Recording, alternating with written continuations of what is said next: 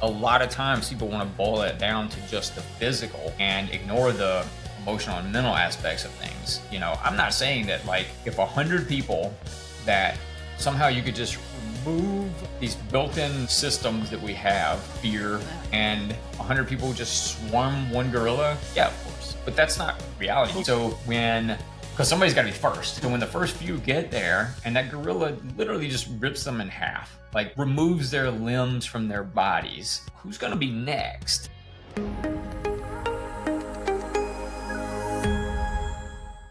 Welcome to the Second Plan A podcast, where we take hard-earned lessons from the mats and convert them into tools for navigating life's challenges.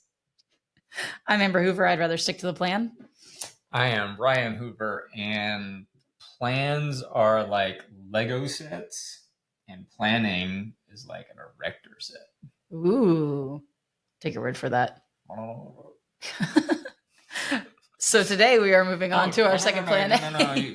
Okay, we're gonna talk about it. Okay. So a Lego set, right? You know exactly what you're getting. Like it's on the curated. Like there's a photo pictures. on the box. Yep. Right. You know you're picking this up, but this is going to be a Ford Mustang, right? Not that you can't make other things, but like it is designed for that. It's on the box. It's got specific directions that tell you what to do, whatever. An erector set is a lot of pieces of things that you can build based on what you want to build or what you need to build. I don't think millennials had erector sets. Yeah, because y'all don't have any creativity whatsoever. Go ahead and put that up as our little doom scrolling thing. I had Connect. Millennials, no creativity. I don't think it would affect our viewership. No, because millennials aren't listening to us. The ones that are listening agree. So today we are moving on to our second plan A. All right. On this episode, we are calling bullshit on some of the self-help, self-worth, and self-talk that's currently taking the world by storm. So get ready to delete your daily inspirational quote app and replace it with actual conversations and achievement. Are you ready? Something like that. Maybe not all at once, but I'm here for half of that. The achievement, the conversations? No, I mean the deleting the things, but I'm just not here for adding the conversations. Understood. Okay. Well, good. Let's have a conversation about that. Let's just delete stuff. So on that note, I'm going to start with my highlight reel of absolutely terrible inspirational quotes. And it's not that these are bad. How did you whittle it down to a list? There's so many. Terrible. Yeah. I just curated this one especially for right now. For you, the viewer. You were born to be great. No, you weren't. Never apologize for being yourself. Yes, you should. If you value yourself, you understand that you are a gift to anyone you meet. That's a lie. These are terrible. These are worse than I even really expected. Bad. Holy crap. Who says this? So this one isn't necessarily bad, but it just doesn't make sense. So fall 7 times, stand up 8. Listen, if you fall 7 times, sit the fuck down. What is wrong with you? Like, go see a doctor. Like, that's dumb. Why would somebody tell you to keep standing up? You didn't learn your lesson? They're not your friend. But I don't know how you stand up twice in a row if there's no fall down between it either. Okay. Time changes everything. More of an aphorism. Still pretty bad. Yeah. I mean, time doesn't, it doesn't matter. Doing things changes things. Yes. Time is just going to happen. It just happens. Yeah. And if your path is more difficult, it's because your calling is higher. Whoa. Oh, we did not rehearse this, obviously. These are awful. But I'm super excited to edit this now. Did you ask GPT to give you like the worst motivational quotes ever? I didn't have to. Man, these suck. I didn't have to because I knew the topics to go for. Ugh. Because I've tried to because many Mondays I try to pull up some type of motivational, inspirational quote, and some of them are just BS. Like, you were born to be great. Most of them are BS. Listen, you don't know me. Okay, they're pretty much all BS until you act on it, which is kind of the whole point of this podcast. But the born to be great thing, like, that's ridiculous. That's like the conversation about you have so much potential. Like, what? Potential, yeah. What? Like, what are you talking about? How do you know these things of me? Yeah, like I don't think anybody was born to be anything. You know, like yeah. You're just born. Yeah. The universe is indifferent. The universe does not care about you. It doesn't not care about you. But it didn't. It's apathetic. It's indifferent. It doesn't care. Like, it's up to you. Yeah. Yep. Great, not great. And I mean, the reality is very few people are going to be great, whatever that even means. Yeah. Based on what? But like, no, you weren't. No, stop. They're just generic. I can tell this whole podcast is going to be a whole lot of me just being like, no, stop. That's ridiculous. So my favorite part about this type of quote type thing situation we have going on here, I know, is that, I mean, people will like download an app to tell them these things, and I'm gonna have so much editing to do. What? This is what people come for. So anyway, people will like download an app that gives them daily motivational texts or quotes or whatever each day. And like, you don't know me. Why would I give any weight to this random app telling me I was born to be great? The app doesn't know me. Oh my God. How does Keep it together? What's your problem? How does this app know that I'm a gift to anyone I meet? I mean, obviously I am, but how do they know? Like, I don't give you a lot of weight or credence. If it was you telling me that, like you do every day, then I'd be like, yeah, of course. He knows me. He gets me. He realizes how much I am of a gift. It keeps on giving. That's what you signed up for. Yep. Okay. It's like anything. I mean, we this is going to be old man yelling at clouds or whatever, but like, at least the past, I don't know, couple of decades, we've become the participation trophy culture. Yeah. And so this falls into that, It's like everybody's special. Everybody's a unique snowflake. Everybody's built for great. No, none of that's true. But it stems from a very early age, a certain subset of people being told that they can do no wrong, that, they can become anything they want to become, and blah, blah, blah, whatever.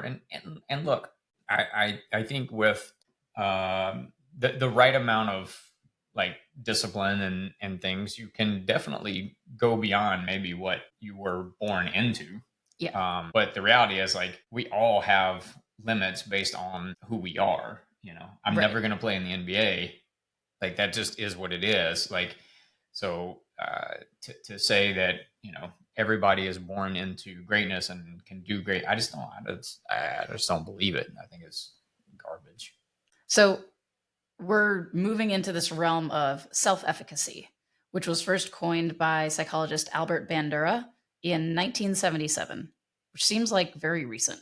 But he's a Canadian-American psychologist, was a professor at Stanford University, and he defines self-efficacy essentially as people's beliefs in their abilities. But when it comes to creating a sense of self-efficacy, when it comes to developing that, the social influences around you and the sources of that influence are really important. And so he talked about four primary sources that you develop your self-efficacy, which include mastery experiences, vicarious experiences, social persuasion, and emotional states, necessarily in that order. So we'll look at these as we go through this podcast, but I did want to jump straight into what he coined as mastery experiences. I'm guessing you hate that term. How did he define self-efficacy again? His definition was a person's judgment of their capabilities to plan and execute a course of action to achieve a specific outcome. Okay. So that is pretty timely because I don't know if you've followed any of this could 100 men beat one silverback gorilla stuff, but like I think overarching kind of mentality has been, yeah, sure. And I'm like, what? I've always known this to some degree, but like the human's ability to reach new heights of arrogance and then based on ignorance is just mind blowing to me. The number of people that think that 100 regular people would somehow, like, what would you do to a gorilla? Like, you could break your hand. In my other life, I grew up around a lot of exotic animals, and then I ended up, I was an animal science major, and I worked at a place called Ferncroft Farms, which is I did USDA regulation for an exotic animal ranch, and I had worked at Lazy Five Ranch, and I worked at some exotic animal clinics and things. People have no idea how not just physically powerful some of these animals are, but you talk about the world being indifferent. A gorilla could rip off the face of the first three dudes and 4 seconds later forget that he did that, and just be chewing on some bamboo. While the other 97 people are going to be traumatized for the rest of their lives after watching three people literally have their faces removed. And that gorilla would expend zero energy doing it and literally forget the next second that it even happened. Hey, he's just doing what he does. It's just, yeah. So when you said his definition of self-efficacy, that's immediately where my brain went. And and I think I'm gonna get in the weeds a little bit, but like when it comes to what we do, martial arts, fighting, whatever, a lot of times people want to boil it down to just the physical and ignore the emotional and mental aspects of things. I'm not saying that like if 100 people that somehow you could just remove these built-in systems that we have, fear, and 100 people just swarm one gorilla. Yeah, of course. But that's not reality. You can't do that. You can't remove those emotions. And so because somebody's got to be first. So when the first few get there and that gorilla literally just rips them in half, like removes their limbs from their bodies, who's going to be next? Like that, it defies all logic. You can't just remove that from the equation. And I think you see this a lot with people grossly overestimating their abilities, grossly overestimating their intellect, grossly overestimating their contributions to their job, their organization, their family, whatever it is, Hey, guess what? Life goes on. Just like that gorilla would rip your face off and move on. That job that you think you have been so instrumental in, whatever, they'll move on. We have a very distorted sense of our own importance. Yes. And abilities. Yes. So the Bandura model lays it out as this. There's person leads to behavior, leads to outcome. And the gap between behavior and outcome is your outcome expectations. Okay. When I do this, this is the result. The gap between the person and the behavior is your efficacy expectations. I can do these things that will ultimately down the road create this outcome. And so, yeah, there's some big disconnects, especially amongst this 100-man versus one gorilla thing in terms of what they feel like, one, just getting to the behavior would be like, which is what you're saying. You're not going to go at that gorilla. You can't even talk about outcome expectations because you're not going to do that behavior. Like we are wired not to. Like, well, I'll punch him. I'll choke him. No, you won't. Like, first of all, his arms are longer than his legs. Like how are you going to get your hands on him? Yeah. And we're talking about a bone structure that's at least twice as dense as our own. If you punch that thing in the skull, you will shatter your hand. I mean, you'll shatter some of your bigger bones too. It's not like we break our hands on other humans. Yeah. Yeah. We suck at fighting other people. How are you going to fight? Stop. It's ridiculous. We don't have claws. We don't have fangs. We don't have venom. We're not particularly tough exteriorly. Like, is there something you can wear that'll? Yeah. Talk to Eli Knight. I'll get on that. Okay.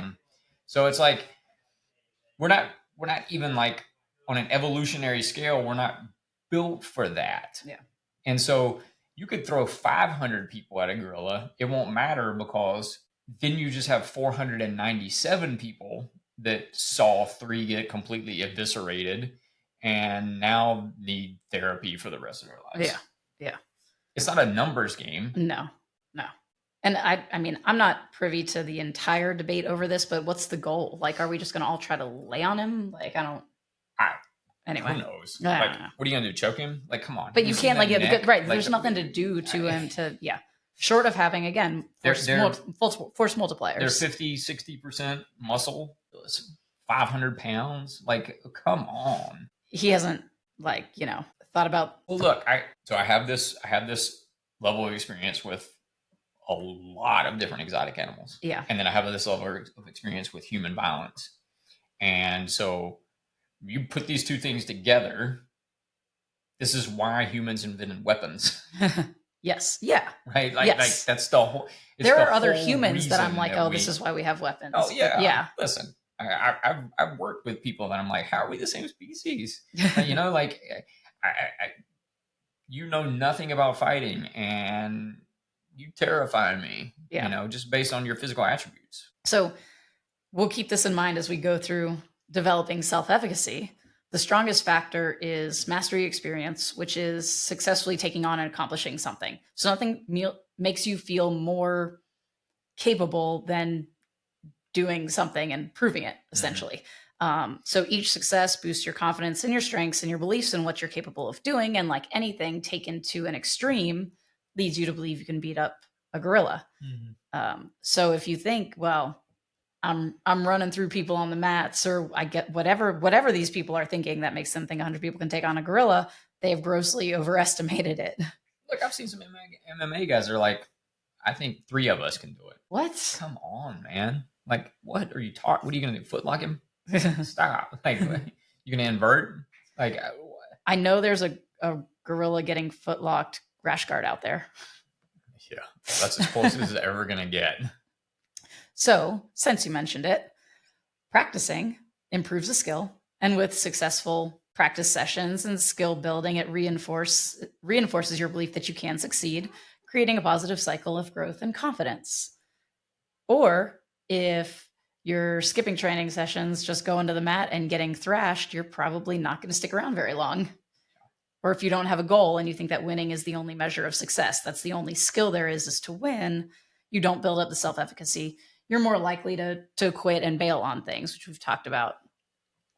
But anyway, mastery experiences at the top, more convincing than the rest of the ones that we're going to go down because it's the firsthand experience of what you can achieve. And so, none of those inspirational quotes, none of what other people can tell me, none of watching other people can really compete with that. Yeah. I think the one issue with that one is, and I mean, it's not about this, but it's about what we allow it to do. Is we think because we achieve that level of success in this one thing, that somehow transfers into another thing or all things. Right. And that's rarely true. You have to repeat that process again for the new thing. Obviously, there are some things that translate, but generally speaking, just because you're really good at jiu-jitsu doesn't mean that you can play chess. I mean, people say, well, jiu-jitsu is like, no, it's not. Chess is like chess, Yeah. So that's part of why mastery experiences bothered me as a title, the mastery part of it. But anyway, performance outcomes is another term for it, which I feel is more in line with what we're talking about. So the next one is vicarious experiences. Not throwing you off. Yes. So the next one is vicarious experiences or social role models, which at first, like, my gut reaction to the term vicarious experiences was more of a negative connotation, trying to live through someone else. And I'm thinking about parents who have their kids in every sport or, really pushing them in one endeavor because that's what they wanted to do, that kind of thing. Pageant moms. Yeah, but that is not the case, according to Bandura. Spell it. Here we go again. I'm kidding. I don't care. Okay, good. They don't either. I don't think anyway. So this is the second most important source of self-efficacy, and it's learning by watching others successfully complete tasks, especially tasks you find challenging or intimidating. And I was like, oh, okay, like role models, having an influence on other people, seeing somebody like you, similar story to you, overcoming something and getting to where they are today. So the most effective vicarious experiences include where effort and persistence are shown by the model. So you get to see their visible struggle and eventually succeed, whether through their conversations or whatever it might be. Similarity to the model. You're more likely to believe in your own capabilities when your role model feels relatable, similar to you in skills, backgrounds, characteristics. It could be a number of things, but having some kind of similarity. Clear and diverse examples. So multiple people rather than just one, reinforcing this idea that it's achievable by different people, including you. And then the last one, practical skills and strategies. Watching others manage those difficult tasks builds confidence, but it can also teach you the skills and the strategies for doing it yourself. So I think all those things are, and I think touched on this before, really important when it comes to what we do. Being able to see somebody in a class doing a physical thing that, maybe seemed tough or impossible to you, but they share similar physical attributes or similar backgrounds, similar, culture, whatever. That's why I think like having a diversity of coaches and having a diversity of member base and whatever really kind of builds the kind of community and culture that allows you to reach more people. And being honest, one, having a connection, a reminder that, okay, I know when I started, I struggled with this, but then being open with students about that. Yeah, I don't know anything about any of that, but that's why you have diversity, so other people can say they remember what it was to struggle through. I don't know. You don't. Well, do you have a great memory? About what? I don't know. Yeah, great diversity in coaches at the front. We're gonna move on. Thought that one would take a little bit longer. Actually, I can talk about coaching forever. Yeah, I mean that's what this is. One of the teens who helps me with the kids classes, Maya, we call out names on here. I'm going to go for it. She helped me. I pulled her out of school. I got permission to pull her out of school. Yeah. She helped me teach a session for some third graders at her school. It included her sister, as cute as adorable. And one of the teachers commented on the drawings she had done all over herself. And I will give it. It was a lot. There was a lot of ink on her arms, and it wasn't just pen, like it was a marker. And the teacher came at it from you're a role model, like these kids look up to you kind of thing. And I thought that was just a really strange, I don't mind that the teacher said something about having ink over her arm. I thought it was weird that it was because she was concerned other students would see that and want to put ink all over their arms, I guess. I don't know. How do you feel about that? I am torn. Generally speaking, I hate to give you an it depends, but like that's what they're here for. I think one, it's her body. Yeah. Two, I like to see creativity, especially from kids, because I think the older we get, the less of that we kind of tend to engage in. I was literally thinking I miss sitting in class, like drawing on my hands. I saw a video today, Danny McBride, who writes his Gemstones, vice principal. The dude is talented. Oh my God. He really is. Like, I think if you only just see him in clips, you think this guy's an idiot. Like, he's funny, but he's an idiot. But he's really brilliant. And he was talking about not having any sort of social media. Like, he doesn't have anything. Cool. And I think it was Theo Bond that was interviewing him, but I'm not 100% on that. But I think it was. And he was like, "You just don't have an interest or what?" And he said, for about 2 months, I had Instagram because everybody kept telling me it was whatever. And he said, to me, it just seemed like this vehicle for all these random crazy people to just say anything they wanted to say and do anything they wanted to do. And he said, as a creative person, I feel like it's necessary to get bored. Yeah. I think we talked early on about Lego sets and erector sets and whatever. And I don't even know if they make erector sets anymore. I have no idea. But I do think there's been a dearth of creativity over the past couple of decades where, because we're so inundated with information all the time. Yeah. It's almost impossible to get bored. And so I think what McBride was saying, and that was the end of the clip. I didn't see the rest of it, but it's like, well, if I'm constantly getting stimulus coming in and I'm constantly getting things thrown at me and getting other people's and, ideas. yes, then I'm never forced into a position where I need to create or be creative, Yeah. And so boredom can be the catalyst for that. So I thought that take on it was pretty interesting from somebody that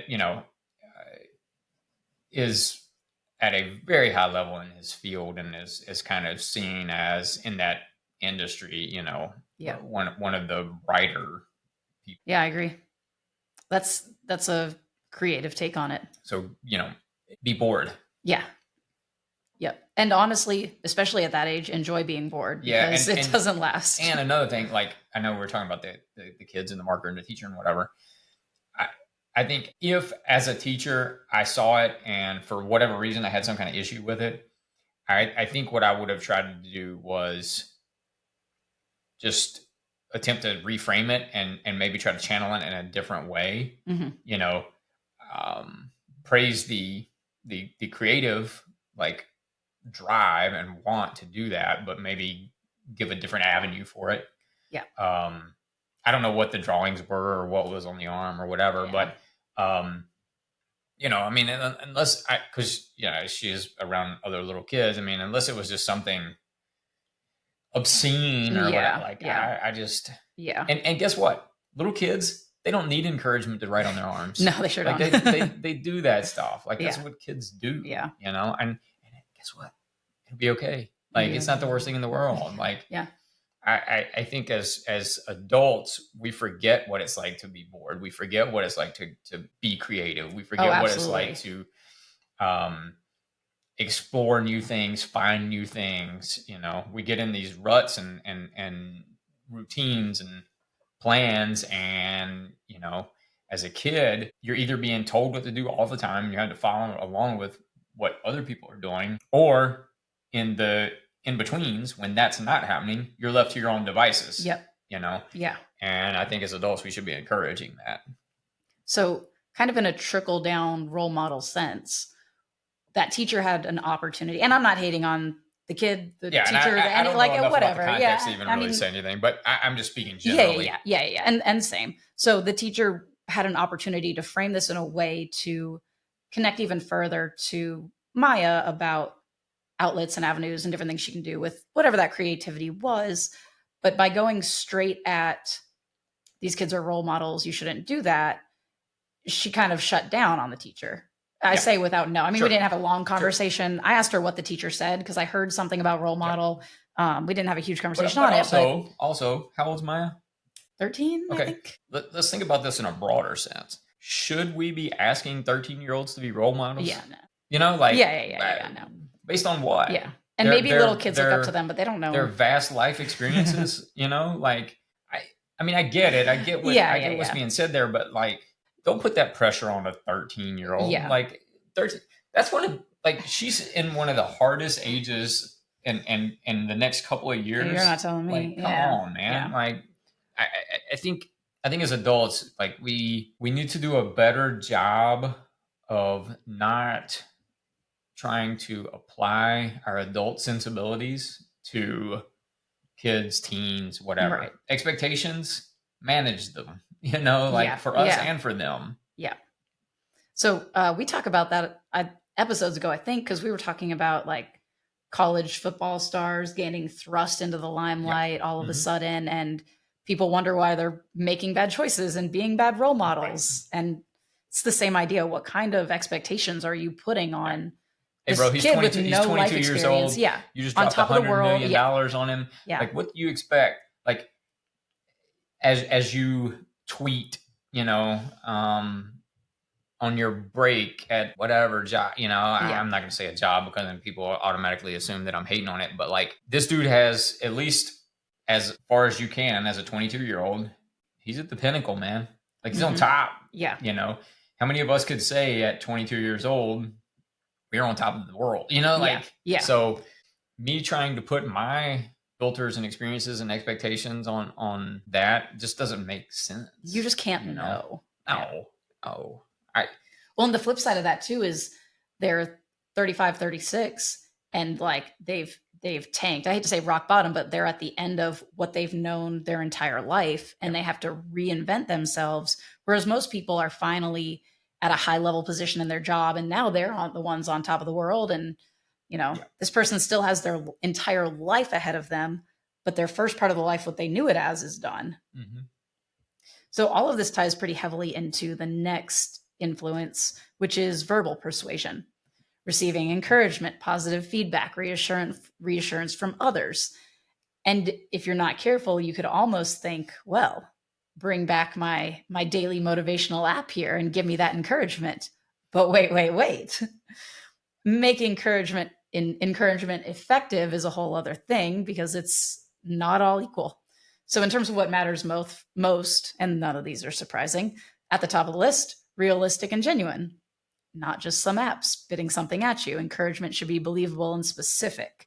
Empty praise, just like telling something they're good at something or a great job, doesn't have a high success rate. And this is true especially for me when I internalize things like that, tends to backfire, making the recipient doubt future feedback and results. Yeah. Well, so 2 things for me that came to mind when you're one, the idea of genuine and specific. This is my problem with the way a lot of people do scenario training. Yeah. You've got 10 people and you're going to run them all through the same scenario. Okay, but you have 10 people. They have different lives. Yeah. Why are you putting this 68-year-old in a nightclub? Like, yeah.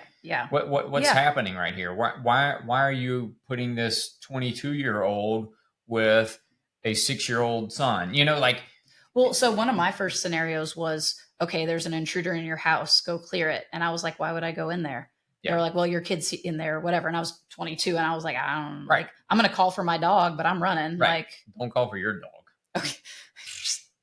I mean, to come to me so I can protect him. But no, obviously I'm pretty much done with this book, and there's a section on this idea of training versus LARPing, and it gets into especially scenario work, because scenario work is one of those things that it can either be one of the best training experiences, learning experiences in the world, or the opposite of that, and not understanding how to actually set up scenarios for the individual is you're better off just not doing scenario work. Right. And then the other thing that came to mind when you were talking was like in our coach courses, where we talk about specific praise, not just an empty good job and walking on. Like when we do teach backs, right? We're very specific to say, look, you got 2 minutes to teach this thing, and then your partner has 1 minute to give you feedback. And good job is not feedback. No. Or I really like that is not feedback. Well, what did you like about it? What was good about it?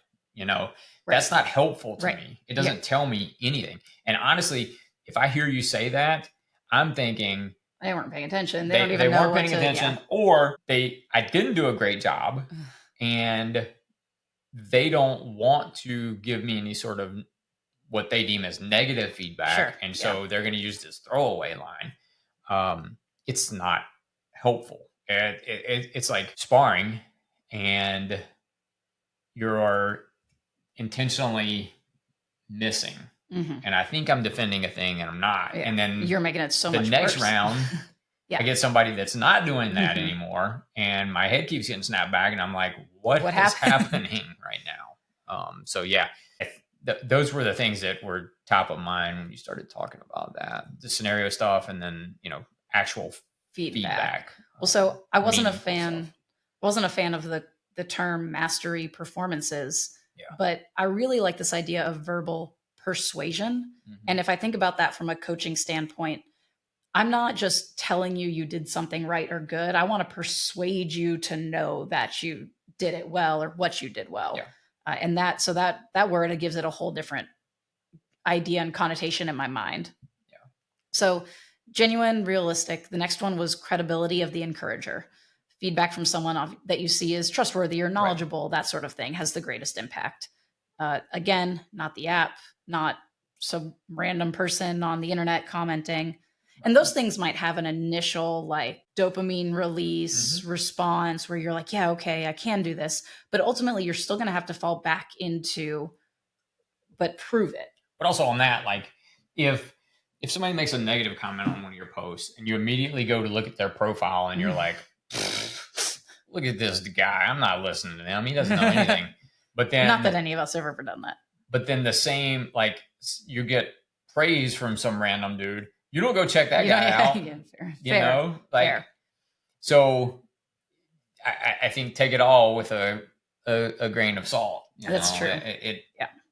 If, again, like it's the whole, if I wouldn't take your advice, I won't take your criticism, but it kind of works the other way as well. You know, like if I don't take your insults, I shouldn't take your praise. You know, like, yeah, I agree. I'm not saying that either one is good or bad. No. But if I'm giving a whole lot of credence to random praise and I'm discounting random criticism, there's a disconnect in there somewhere. Yeah, you're right. And that's going to it's going to lead you back to that overestimation of abilities we were talking about. And you think you can fight a gorilla all of a sudden. And you think you can fight a gorilla. Next one up, timing and specificity. Feedback works best when it highlights what you've done and how you can realistically improve. And so we were just talking on that, similar to the genuine and realistic idea. I think that timing is an important part of it. Yeah. You know, and 100%. Listen, so this past Saturday, we were doing photos for the book, and I'm teaching like a maniac. I'm doing 4 30-minute workshops, just boom, boom, boom, boom, boom, as a way to get a variety of photos. And there are certain people in my Saturday classes that are always goofing off and hamming it up and whatever. And, you know, most of the time I play along or I ignore to the best of my ability. And this Saturday, one of our coaches, who is one of the main problems, it's not me this time, guys, was being a goofball and just being ridiculous. And the photographer happened to be right, like I just happened to look, and the photographer had to be right there shooting him. And I go, like, I felt my face immediately get hot. I paid a lot of money for this photographer, okay?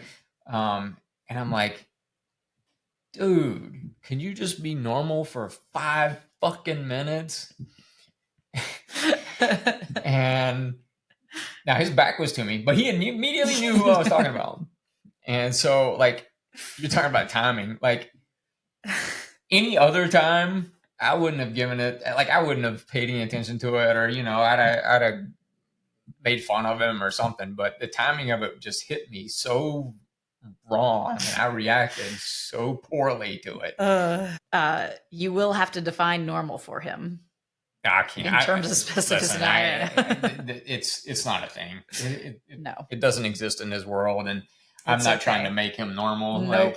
Like, whatever that means. It just, the timing of it just got me. So the last one here is verbal persuasion is most effective combined with practical support. So continuing to further assist them with guidances or resources, simply just being told like, yeah, you can succeed or whatever it is without having the tools or strategy, or again, the proof later on to actually achieve the task doesn't help. This is my problem with most self-help things. That part. Yeah. Because verbal, like just the verbals alone loses its impact with, items for me to do. Like, okay, I understand what the problem is. I understand what you are saying my potential might be, but how do I maximize that?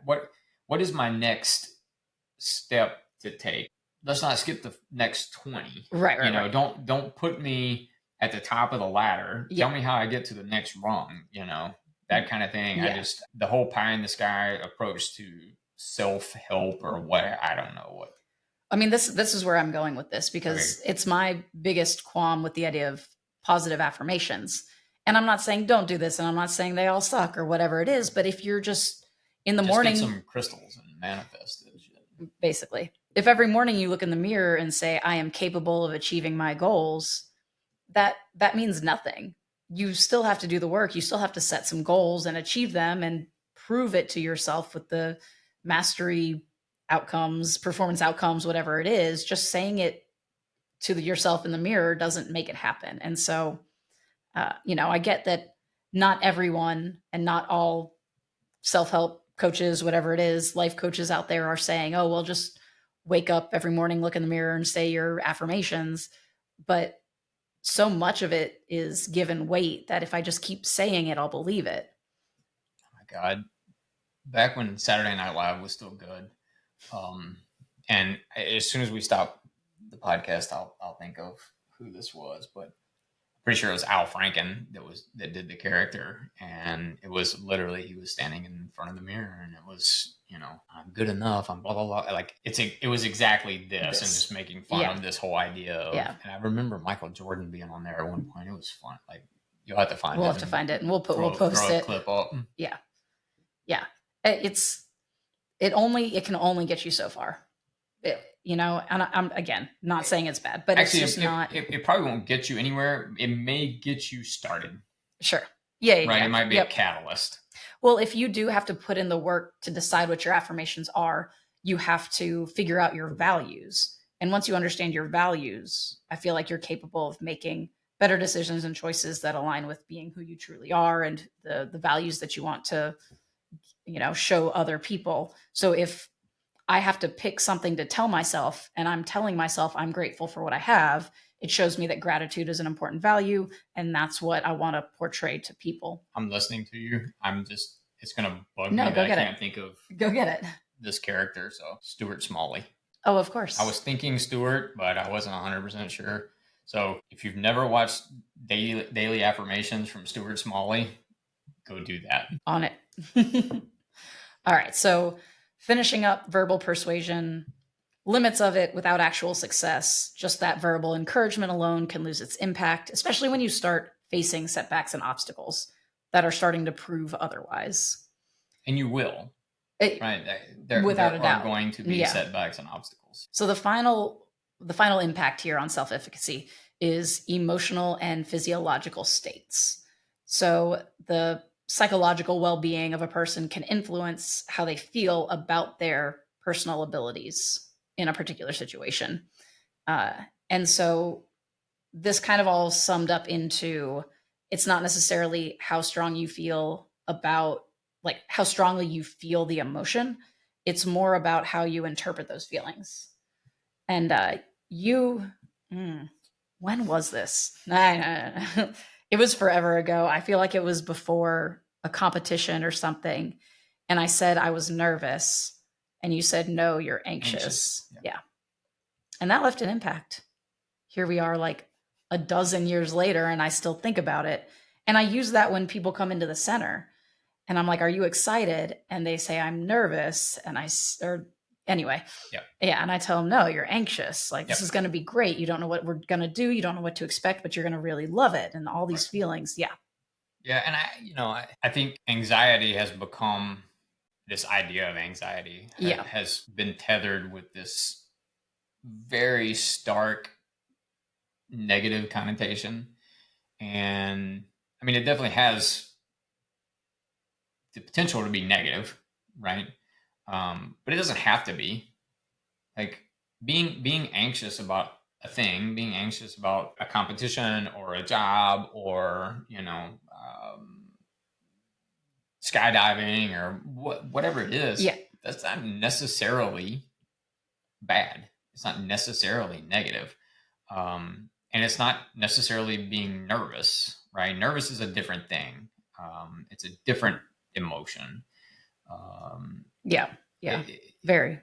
Yeah, and again, not necessarily saying it's better or worse or whatever, but nervous context matters. But nervous is more. I am unprepared. Mm-hmm. I didn't put in the work. I didn't do the thing that I needed to do, and now that is starting to be caustic. Right. It's starting to. when the most likely outcome is going to be negative. Right. And you maybe at one point could have had control, but now you don't. Yes. Yeah. Again, it's not always the case, but if you were just going to kind of draw a line between those two things, nervous and anxious, I think nervous would be more on the side of, I'm not really ready for this. I'm not really prepared for this. I'm not. Anxious is, let's go. I'm ready to get this done. Let's do it kind of thing. Nervous is, I would rather not. Right. But I have to. Yes. And here we are. I agree. Nervous is the exam you didn't study for. Anxious is the exam that is going to be long, and that the results of the exam are really, really important. But the material. Yeah. You're just ready for it to be done so you can get to the next thing. You can reap the rewards of the exam. Nervous is, I didn't do the work. On the other side of this, there's going to be consequence. Yes. Yeah. Well, and even in terms of being on the anxious side of things, ultimately there's an idea of control over the environment and some semblance of adaptability and things of that nature, versus nervousness feel like less control. You've relinquished control. You have no options. And it could be strictly a mindset to people in the same situation feeling the same way. Mm-hmm. But there are a lot of studies out there that will show having some type of control over your environment, or environmental mastery as another kind of value subset this is related to. I hate the term mastery. I know. I agree. And it's everywhere. Carol Riff is the courtesy of this one, but that feeling like you have some control, you have some influence over outcomes, goes a long way to your psychological well-being, to your happiness, because you have some control. And allows you to stay on the correct on the positive side of the interpretation of your feelings. There's a mastery just gives the idea that it's over. Or that it can be mastered. There's nothing else for me to learn. There's nothing else. There's no other way for me to grow. There's no other way for me to improve. There's no new information out there. Yeah. I have done it all, and I can produce it on request. Yeah. And I don't think that's a thing. No, I agree. The mastery term really irks me. I understand why it's used, but I think it gives the wrong kind of connotation for what most things in life are. Especially in terms of self-development. Yeah. There's no end post type. Right. Yeah. Well, I agree. I'm as good as it gets. I'm done. I am a great human. No need to continue to improve. Well, and certainly, my environment isn't going to change to where I would have to change. Yeah. Well, so in a roundabout way, then, if we think back to the person, behavior, outcome, if your outcome expectations happen, even if you were nervous and you didn't study for the test, but you did somehow pass the test, is kind of what I'm thinking about. It starts encouraging your behaviors, which aren't the ones that you want to encourage. Sure. So you if get we this go back to the feedback. exam thing, you don't study for an exam, you're nervous about it, you don't really feel prepared, you take the exam, you do it okay, that reinforces that behavior. Yeah. Or you wait till the last minute to do that report or whatever, you read the book the last day, whatever it is. Well, last time I started 3 days out, I could probably get away with 2 days out. Yeah. I can probably get away with 1 day out. Yep. And in certain people and certain aspects of life, that probably is true. But there's levels to this stuff. And at some point you're going to hit a level where that no longer applies, and it's going to bite you in the ass. It makes me think of the idea of how you do one thing is how you do everything sort of idea. So if you do, when teachers say, don't wait till the last minute to do this, they're not saying you can't do it at the last minute and still do well. You can. But if you continue to wait till the last minute and keep skating by, that's going to come back. You're going to start building this behavior and expectation of what happens when you do procrastinate and wait. And so, it comes back around, because not everything is going to work that way. But also, the way I do everything one thing is not the way you do everything. Although you do cook like you fight.